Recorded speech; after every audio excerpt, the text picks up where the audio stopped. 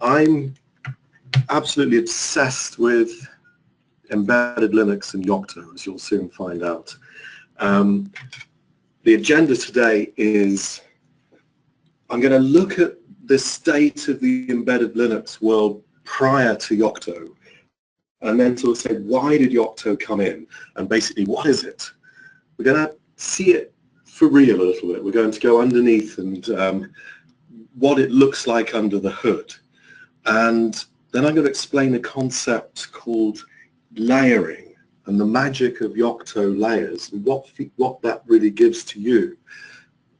Finally, I'm going to look at a number of features that Yocto has, which aren't always exploited. Visualization tools, toaster, package management, the SDK, which it can create for you, and the license handling features. So let's have a look at embedded Linux. Well, Linux should be a perfect platform for smart embedded product development. It's powerful, it's feature-rich, it's open source, it's well maintained with bug fixes and security fixes. But the world prior to Yocto,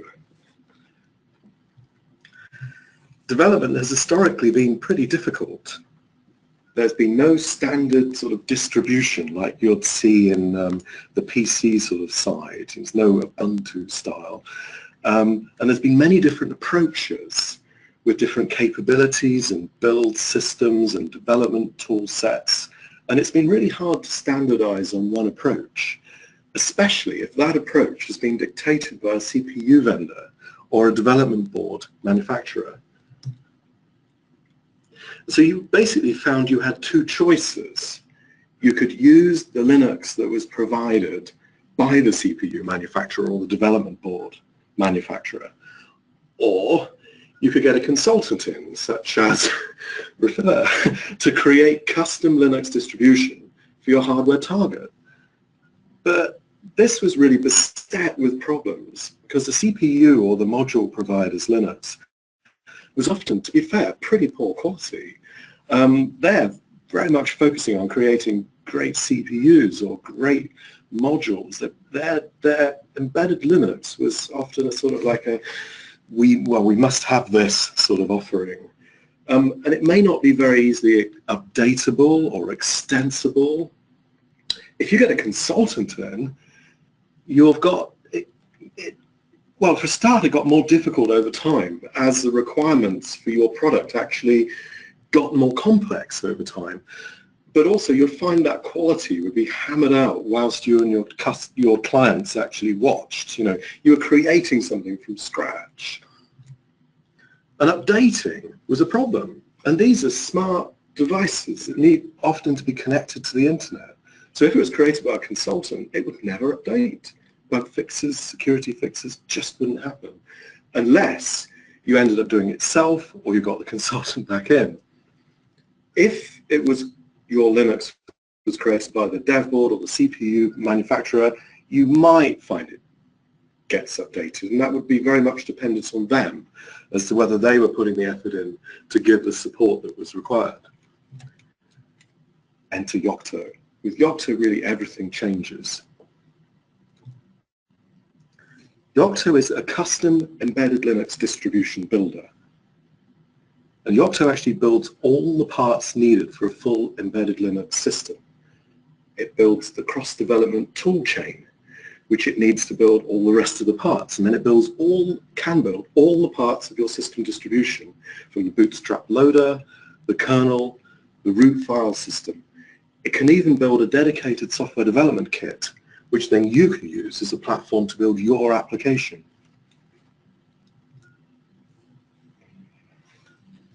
Now, where did Yocto spring from? It's actually based on Open Embedded. And Open Embedded has been around since 2013. But it proved pretty difficult to use Open Embedded to create stable, polished Linux distributions. Recipes, which are the sort of the files to build software packages which form part of Linux, to build a massive range of Linux packages, libraries and tools existed, but development of Open Embedded was uncoordinated, and you ended up with this massive, constantly changing pool of recipes which differed wildly in their quality and maintenance and were often architecture specific. You would sometimes find that they were architecture specific to the point that they would work, say, for a x86 architecture because that's what the guy wrote the recipe, and it didn't really have any level of coordination. Well, it didn't have enough anyway. So POKY Linux, between 2004 and 2006, London-based consultancy Open Hand developed POKY Linux, and that was a cut-down subset of Open Embedded, which was designed to be stable, tested against each other, the packages, and validated.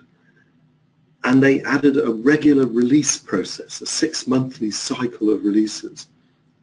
It was essentially an eclectic curation of Open Embedded. And they also added specific hardware support for things, for the different platforms, the architecture which were being supported, such as the BeagleBone for the ARM, so that you could actually test on reference hardware prior to release. Now in 2010, POKY Linux was actually taken over as a Linux Foundation project. The Yocto project, founded in 2010 as a collaboration among many hardware manufacturers, open source operating system vendors, and electronics companies to bring some order to the chaos of embedded Linux development. So as well as it being a software project, the Yocto project's also a consortium of companies, and you see most of the silicon vendors are there. We have Freescale, we have Broadcom, we have Texas, Intel, and many of the tool suppliers are there as well. So you have Wind River. Now I normally ask the question when I'm sort of presenting this is, who's missing from this? Oddly enough, ARM are missing for this, but I think it's because the Yocto project's doing quite well and they don't want to be perceived as favoriting. But there we go. So Yocto has a regular release cycle, a 6-monthly release cycle. You can see, Inky, Blide, Pinky, Purple, Laverne, Bernard, and then when the actual emergence of the Yocto project itself, we have Edison, Denzel, Danny, and each one of these is heavily tested before release. And each version is actually supported in a similar way to a mainstream Linux distribution, such as Ubuntu, in that for about sort of 18 months you get prior releases of the Yocto having security enhancements and bug fixes. It does mean ultimately that you do need to continue to move forward, but there is that level of support. Okay, so that's Yocto and sort of its history. But what is it? How does it work? So let's take a quick look at Yocto. Now, the various software components comprising Linux are built by recipes, and they're described in a meta-language. Yocto uses this to describe the tasks required to actually build the software packages that are needed in a Linux distribution. And really each software package has a recipe to build it. So let's get down and dirty for a second and actually have a look at a recipe, a really simple recipe. So there we go, description, simple hello world application. And we're compiling it, do compile, and we're installing it somewhere within the root file system. Or we're creating a package which then gets installed. And there's our C file, hello world.c. And if $CC was replaced by GCC, you could see pretty much what's going on there. It's just compiling that. And install -D and install -M is essentially make directory and then copy the thing in and set the file rights. So it's pretty sort of straightforward in its concept, the meta language. You know, this is basic bits of shell.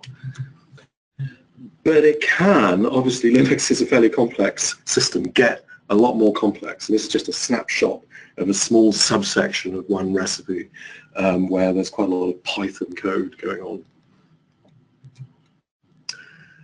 Luckily, to help you with the complexity, there's a concept called classes, and your recipe can inherit classes, which provide sort of templates for a lot of the tasks that are needed to do certain things.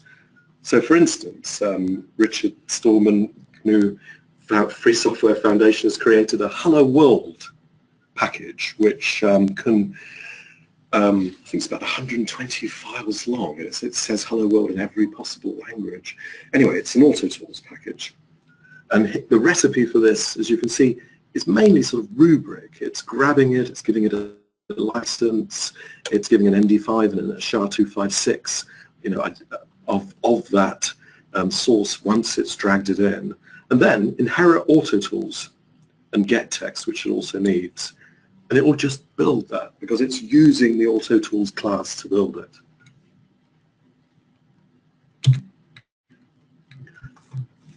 So it's a custom Linux distribution builder. And using this meta language, you can fully customize your Linux to meet your requirements. So how do you customize? How do you make it your own?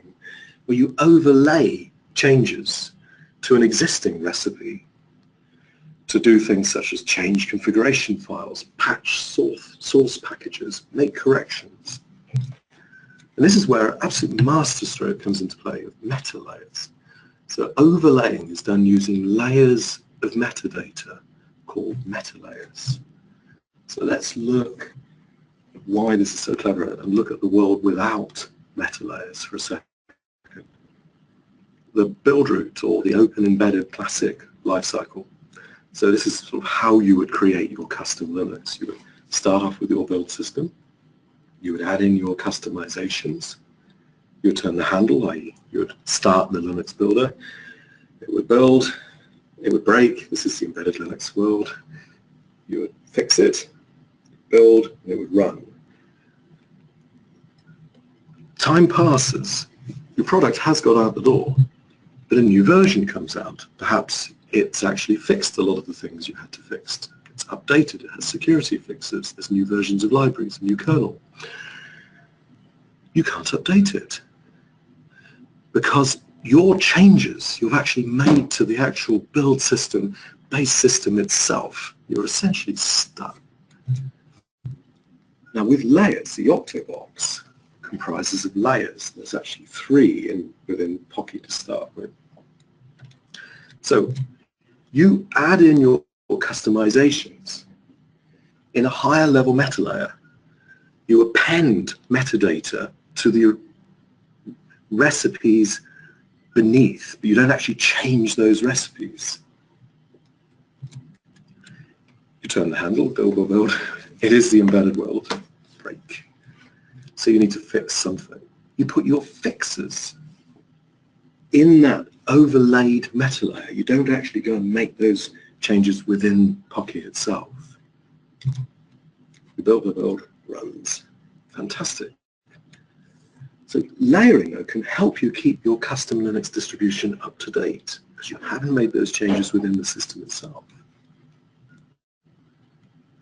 And especially remember that Yocto has this regular release schedule and update mechanism where each release is maintained for some time. So important fixes and security updates. Let's have a stare at Jethro, POKY Jethro, and you could see that it's maintained. That's a slightly older version, but we have OpenSSL security fixes, Perl security fixes, QEMU security fixes, I see. You want these. So a new version, an update comes out. So what do? Well, you can literally take away, because you've not changed it, previous version, and you can bring in your updated version. Now, okay, there may be compatibility issues. Your fixes may no longer be relevant, but all your customizations and fixes are all in the one place, making it much easier for you to actually perform that update of your custom system. But that power extends further. So your system then can build to a single output image. So you can create a custom platform layer for a platform for your products for the future, which builds to a single output image. And you can create a product application layer where you've actually got your actual, the business logic, your actual product itself within the Yocto structure, which builds to a single output image. Just like RTOS or bare metal development, where your source code, your application, your RTOS libraries builds an output image which becomes a master for production. You can do exactly the same. And the layering concept extends even further. So it allows you to create these product platforms that I was talking about for products over the future. So you could have your one product based on this platform, and you can very easily, because it's so clearly laid out, create another product which is also based on this platform. Third product, all based on this common platform. And then you can update your hardware platform over time just by replacing the BSP layer.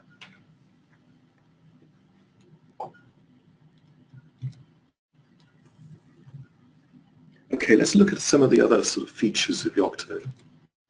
Visualization tools. Well, Yocto is currently essentially working with it as command line based, but visual tools are developing. Now look at one here, which is the Yocto toaster. There's a bit of a sort of baking and cooking sort of, everything seems to have a toaster on. So it aims to be the go-to IDE for Yocto development, and it comes as part of POKY. It's web-based. It's still under heavy development at the moment, actually, but at present it's a fantastic build analysis tool that helps you understand what is essentially a fairly complex system. So let's look at a couple of screens of Toaster. You can actually see a log of the builds that you've done, and you can actually go into the builds themselves and actually say what recipes were built, what were their licenses, what recipes depended on other recipes, and you can sort of go do a deep dive into the Linux. You can even download all of the final sort of results from there. And you can actually go through the file system of all the files that are on your root file system and actually say, who built that? Why was it built?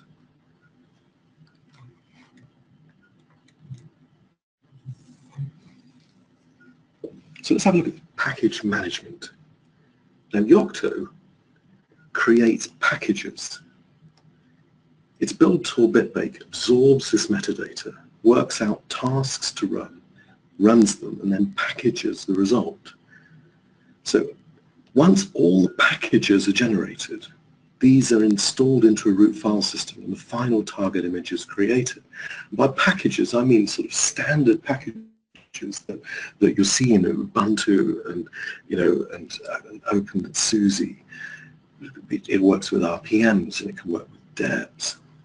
So Yocto turns recipes into packages, and packages at the very heart of Yocto. So Yocto actually works with 4 package formats: RPMs, Red Hat, debs, Debians used by Ubuntu, and this thing called IPK, ITSI package management, which is lightweight, and it's the original package format used in Open Embedded. It also works with tar files, but I'm not really going into that. So packages work internally within Yocto, but they don't really need to stay internal to Yocto. You can exploit their power. And here's my reasoning. Now, the single biggest issue that I've seen people have initially with embedded Linux is a lack of tools and libraries during their initial development. They get hold of a dev board and they sort of say, well, I want to add such and such library. And the module supplier or whatever, the dev board, says, I'm afraid it has to rebuild the entire Linux again with the new library included. Then deploy it on the Flash module. You may use our supplied VMware CD to do this. A PDF of instructions can be downloaded from our website. A PDF of erroneous and out-of-date instructions can be downloaded detailing the deployment process of installing the new image. And he's saying, well, I'm used to Ubuntu. Why can't I just apt-get install it? Well, with Yocto, you can. You can use package management on the target. So to do this, it's a bit chicken and egg. You need to actually get a package manager on your target image and then take the packages that Yocto generates during the build process and serve them up either locally or remotely via a web server and connect the target to the package feed in your offices for development purposes or externally. So now a developer can add packages as needed. A developer can update packages as new versions become available, just like Debian, Ubuntu, Fedora, OpenSUSE. So, module manufacturers, you know who you are. Why aren't you doing this with your Yocto-based modules? Intel do with their Intel Edison module. And you can too. The new embedded Linux developers will just love you for it. Now, you can use this for product update as well, with some provisos. Another headache developers have is how to update their products in the field. And this is even more relevant in Linux-based embedded devices as they tend to be connected to the networks and internet. So security fixes become very important. So how many Linux-based connected embedded devices have their open SSH, or if they have bash on them, their bash bug fixed? Well, you can use package management for product update. Basically, connect your device to a secure package feed and carefully, from your end, place the updated packages onto this feed. Because the updates, this isn't OpenSUSE. Updates have to be very thoroughly tested. So there's some disadvantages here. They're packages. That's a pretty robust system that's been used for years, but it's not atomic. There's no real rollback mechanism. There's some dangers if you really want the system to update nicely over 25 years without ever coming to see it. But it's a very powerful feature if it's used carefully. Okay, let's have a look at the software development kit.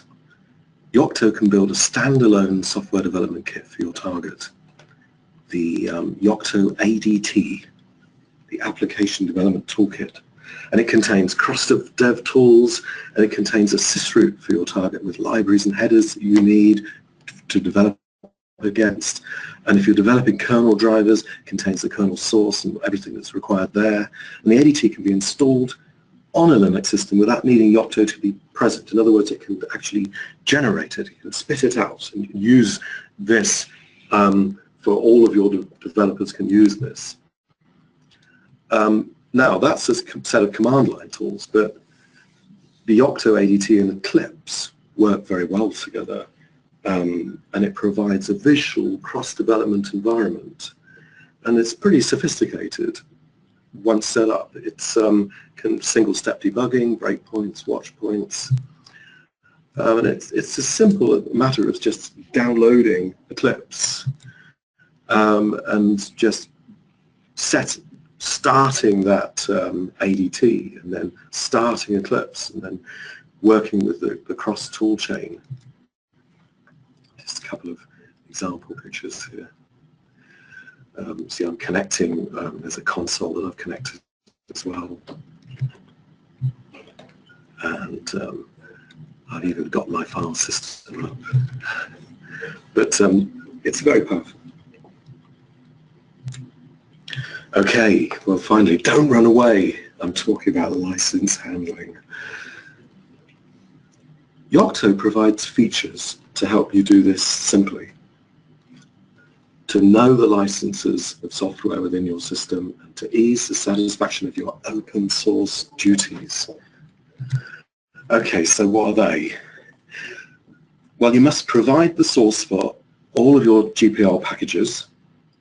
The license must be present and unchanged, and any modifications you've made to those packages, including how you built it, must be present too. So if you've patched it, that must be there as well. And this source, and people are terrible at this, but it is a requirement, this source should be archived at the point that you build that product, not at the point that someone asks the question, have you got the open source for this? Not gathered together several weeks later when someone asks.